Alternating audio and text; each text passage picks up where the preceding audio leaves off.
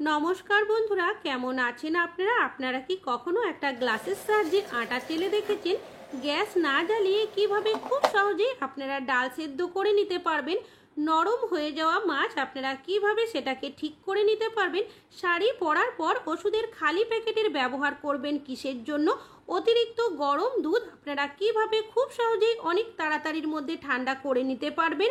তাছাড়াও আপনাদের কাছে শেয়ার করব আরও বেশ কিছু ছোট ছোট ইউজফুল কিচেন টিপস। এই টিপসগুলো যদি আপনারা ফলো করেন, নিজেদের জন্য কিছুটা সময়ও বাঁচিয়ে নিতে পারবেন, সংসার খরচও কমিয়ে নিতে পারবেন। চলুন দেখে নেওয়া যাক আজকের প্রথম টিপসটা কি শেয়ার করি। আমি এখানে নিয়েছি একটা দেশলাইয়ের বক্স। আমরা বাড়িতে প্রত্যেকেই কিন্তু দেশলাইয়ের ব্যবহার কোনো না কোনো কাজের জন্য ব্যবহার করে থাকি, তবে অনেক সময় দেখবেন দেশলাই কাঠির মধ্যে ভেজা ভাব চলে আসে, যার কারণে যখন আমরা আগুন ধরাতে যাই ঠিকভাবে ধরে না, তখন কিন্তু আমাদের দেশলাইয়ের কাঠিগুলোই নষ্ট হয়ে যায়। তো আপনারা কি করবেন, দেশলাইয়ের বক্সের যে বারুদের মতো অংশটা থাকে সেটাকে প্রথমে এইভাবে করে ছিঁড়ে নেবেন। এবার এখানে আমি নিয়েছি একটা ছোট্ট কৌটো। আমাদের অনেকেরই বাড়িতে কৌটো বা বক্স রয়েছে।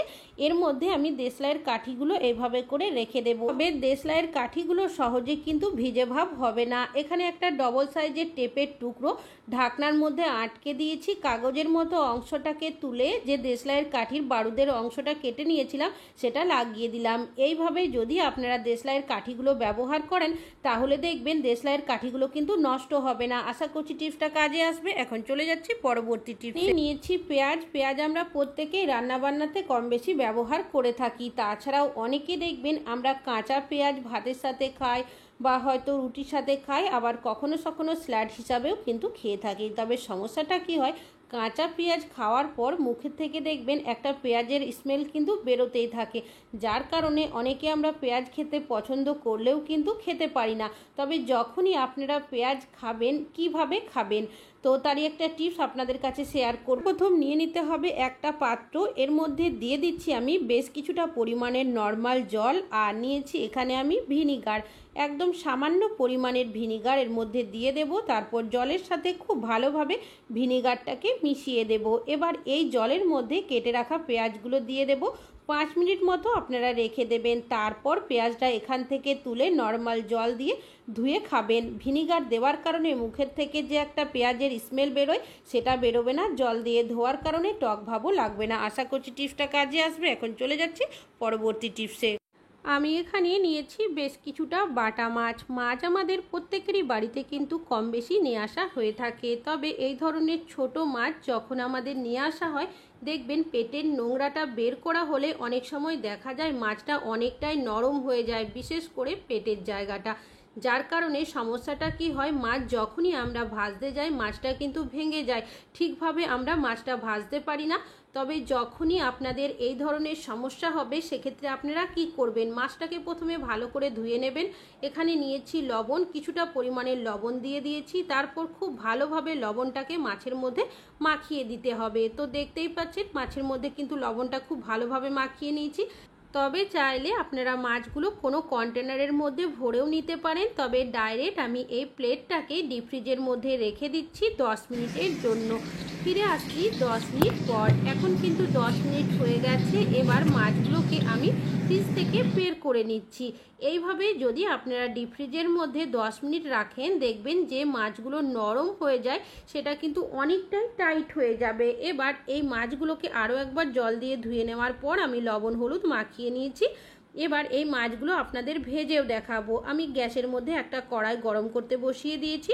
কিছুটা পরিমাণের সর্ষের তেল দিয়েছি। গ্যাসের ফ্লেমটাকে কিন্তু প্রথমে হাইতে রেখে তেলটাকে ভালো মতো গরম করে নিতে হবে। তারপর গ্যাসের ফ্লেমটাকে মিডিয়ামে করে দিতে হবে। তো তেলটাও ভালো মতো গরম হয়ে গেছে। এবার যে মাছগুলোর মধ্যে লবণ হলুদ মাখিয়ে রেখেছিলাম সেই মাছগুলো আমি তেলের মধ্যে দিয়ে দেব। এখানে কিন্তু আমি 3টে মাছ একসাথে দিচ্ছি। অনেক সময় কি হয়, অনেকে আমরা একটা করে মাছ ভাজি বা দুটো করে মাছ ভাজি, সেক্ষেত্রে দেখা যায় গ্যাসের খরচও অনেকটাই হয়, তাছাড়াও সময়ও লাগে। আপনারা যদি এইভাবে করে একসাথে 2 থেকে 3টে মাছ দিয়ে ভাজতে পারেন, সেক্ষেত্রে দেখবেন তাড়াতাড়ি মাছটা ভাজাও হয়ে যাবে, গ্যাসের খরচও অনেকটাই কম হবে।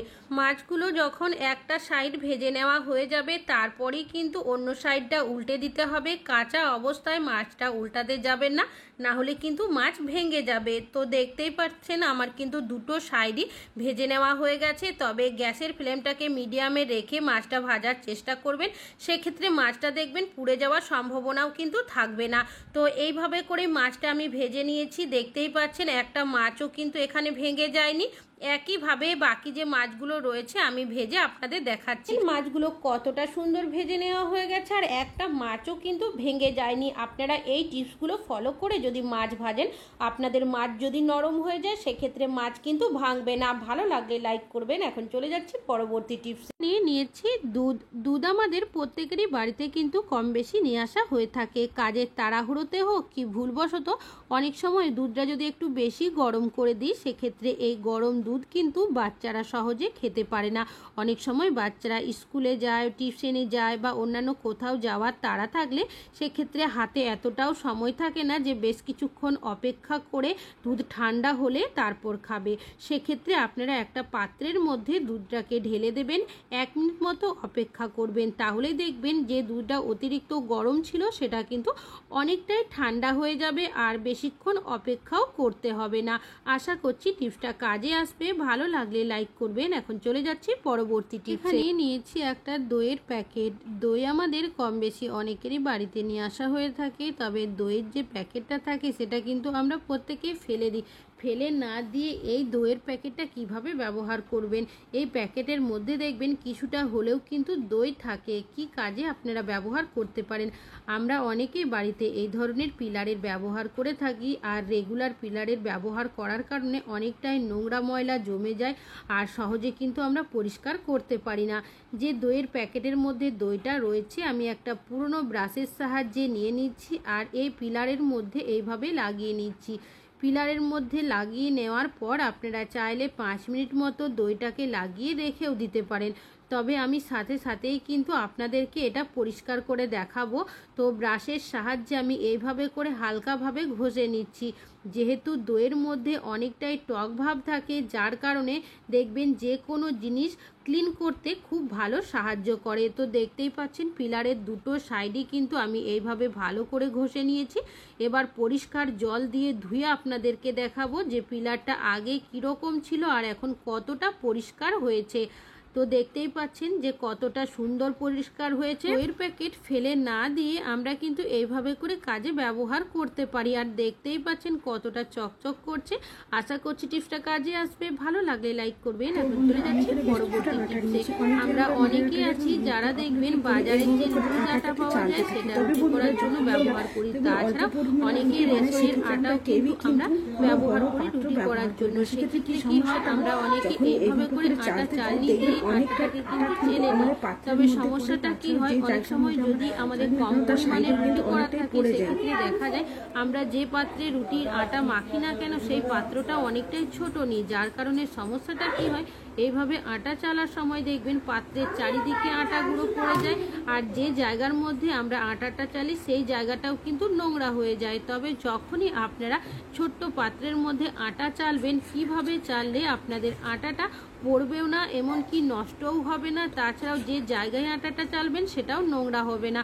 তো সবার প্রথম একটা পাত্র নিয়েছি আর আটা চালনি একটা নিয়েছি একটা গ্লাসের মধ্যে যতটা আটার প্রয়োজন আমি নিয়েছি। তারপর এইভাবে করে ছাঁকনির মধ্যে দিয়েছি। এবার গ্লাসটাকে আপনারা এইভাবে করে ধরে ঘোরাতে থাকবেন। এরকম করলেই দেখবেন আটাটাও সুন্দরভাবে চেলে নেওয়া হয়ে যাবে। আটাটা একটুও নষ্ট হবে না, পাত্রের চারিদিকে পড়বে না। এইভাবে করে আপনারা কিন্তু খুব সহজেই একটা গ্লাসের সাহায্যে অনেকটাই পরিমাণের আটা চেলে নিতে পারেন। আশা করছি টিপসটা কাজে আসবে। ভালো লাগলে লাইক করবেন। এখন চলে যাচ্ছি পরবর্তী টিপসে। টিপসটা হলো আমাদের শাড়ি নিয়ে। আমরা প্রত্যেকটা মহিলারাই কিন্তু কম বেশি শাড়ি পরে থাকি। তবে শাড়ি পরার পর যখন আমরা শাড়ির পিন আপ করি বা শাড়ির কুচি করি, আমরা কি করি সেটাকে আটকানোর জন্য সেফটি পিনের ব্যবহার করি।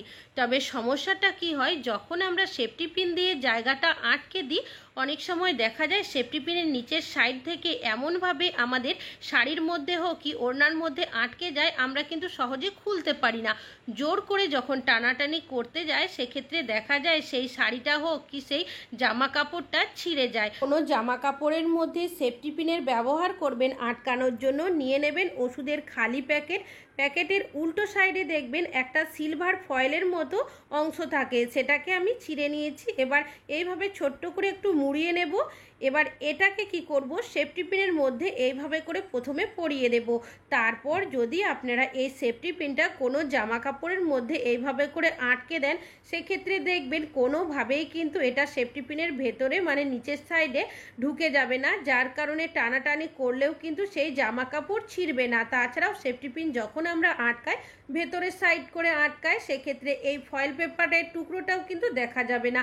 আশা করছি টিপসটা কাজে আসবে। এখন চলে যাচ্ছি পরবর্তী টিপসে। থেকেই বাড়িতে কিন্তু কম বেশি রুটি করে থাকি, তবে রুটি করার পর যে বেলন চাকিটা থাকে, বেলন চাকির মধ্যে দেখবেন কিছুটা হলেও আটার গুঁড়ো কিন্তু লেগে থাকে। আর এই বেলন চাকিগুলো যেগুলো কাঠের হয়ে থাকে সেগুলো কিন্তু রোজ রোজ আমরা ধুয়ে পরিষ্কারও করতে পারি না। যেহেতু কাঠের জিনিস, যদি রোজ আমরা বেলন চাকি ধুয়ে দিই সেক্ষেত্রে দেখা যায় এই বেলন চাকির মধ্যে ফাঙ্গাস ধরে যায়, যার কারণে কিন্তু সহজে খারাপ হয়ে যায়। কারণে আমরা কি করি, বেলন চাকিটাকে ডাইরেক্ট এইভাবে করে কিচেনের সাইড করে কোনো জায়গায় রেখে দিই। এইভাবে খোলা অবস্থায় রাখলে আটার গুঁড়োগুলো খাওয়ার জন্য অনেক সময় দেখা যায় ছোটোখাটো পোকামাকড় বা টিকটিকি মুখ দিয়ে দেয়, সেক্ষেত্রে আমাদের শরীর অসুস্থ হওয়ার সম্ভাবনা অনেকটাই থাকে। তো আপনারা নিয়ে নেবেন একটা পলিথিন, পরিষ্কার একটা পলিথিন বা প্লাস্টিক নেওয়ার চেষ্টা করবেন। এখানে আমি একটা আটার প্লাস্টিক নিয়েছি, তার মধ্যে বেলন চাকিটা এইভাবে করে ঢুকিয়ে দিয়েছি। এবার যদি আপনারা এইভাবে করে এই প্লাস্টিকটাকে মুড়িয়ে কিচেনের সাইড করে রেখে দেন, সেক্ষেত্রে কি হবে, কোনোভাবেই কিন্তু কোনো পোকামাকড় বা টিকটিকি মুখ দিতে পারবে না, আর রোজ রোজ ধোয়ারও প্রয়োজন হবে না। আর এইভাবে যদি রাখেন সেক্ষেত্রে বেলন চাকিগুলো আপনারা অনেক দিন ব্যবহারও করতে পারবেন, নষ্ট হবে না। ভালো লাগলে লাইক করবেন। এখন চলে যাচ্ছি পরবর্তী। আমি এখানে নিয়েছি বেশ কিছুটা পরিমাণের মসুর ডাল। ডাল আমাদের প্রত্যেকেরই বাড়িতে কিন্তু কম বেশি রান্না বান্না হয়ে থাকে, তবে সমস্যাটা কি হয়, আমাদের প্রত্যেকটা মহিলারাই দেখবেন সকালের দিকে কোনো না কোনো কাজের তাড়ার মধ্যে থাকি। বাচ্চাদের টিফিন করতে হয়, বড়দের টিফিন করতে হয়, সেক্ষেত্রে দেখা যায় আমাদের গ্যাসের দুটো ওভেনের মধ্যেই কিন্তু কোনো না কোনো রান্না বান্না করে থাকি, তখন ডাল সেদ্ধ করতে অনেকটাই সমস্যা হয়। তবে আপনারা গ্যাস না জ্বালিয়ে কিভাবে ডাল খুব সহজেই সেদ্ধ করে নেবেন তারই একটা টিপস শেয়ার করব। প্রথমে ডালটাকে জল দিয়ে ভালোভাবে ধুয়ে নিতে হবে। তো দেখতেই পাচ্ছেন ডালটা কিন্তু আমি ভালো করে ধুয়ে নিয়েছি। পর এখানে নিয়েছি আমি একটা ক্যাসরোল। আপনারা হটপট বা ক্যাসরোল যে কোনো কিছুর ব্যবহার করতে পারেন। যে ডালটাকে ধুয়ে রেখেছিলাম সেই ডালটাই আমি এর মধ্যে দিয়ে দেব। এবার দিয়ে দেব এখানে আমি বেশ কিছুটা পরিমাণের ফুটন্ত গরম জল। এখানে কিন্তু ফুটন্ত গরম জলেরই ব্যবহার করতে হবে। দিয়ে দিচ্ছি দুটো কাঁচা লঙ্কা, চাইলে এখানে পেঁয়াজ কুচিও দিতে পারেন। তারপর ঢাকনাটাকে লাগিয়ে রেখে দেব আমি 15 থেকে 20 মিনিটের জন্য। অবশ্যই কিন্তু আপনাদের এখানে 15 থেকে 20 মিনিট রাখতে হবে। আমি 15 মিনিট পর খুলে নিয়েছি ঢাকনাটা। দেখতেই পাচ্ছেন ডালটা কতটা সুন্দর সেদ্ধ হয়েছে। তারপর আপনারা ঠিক যেভাবে ডালে ফোড়ন দেন ঠিক সেইভাবেই কিন্তু ফোড়ন দিতে পারবেন। তবে যখন আপনারা মসুর ডাল সেদ্ধ করবেন সেক্ষেত্রে কিন্তু এই টিপসটা আপনারা ফলো করবেন। অন্যান্য ডাল যদি সেদ্ধ করেন সেক্ষেত্রে হয়তো অন্যান্য ডালের ক্ষেত্রে সম্পূর্ণটা সেদ্ধ হবে না। আশা করছি আপনাদের টিপসটা কাজে আসবে। ভালো লাগলে লাইক করবেন। আজকে এখানে শেষ করছি।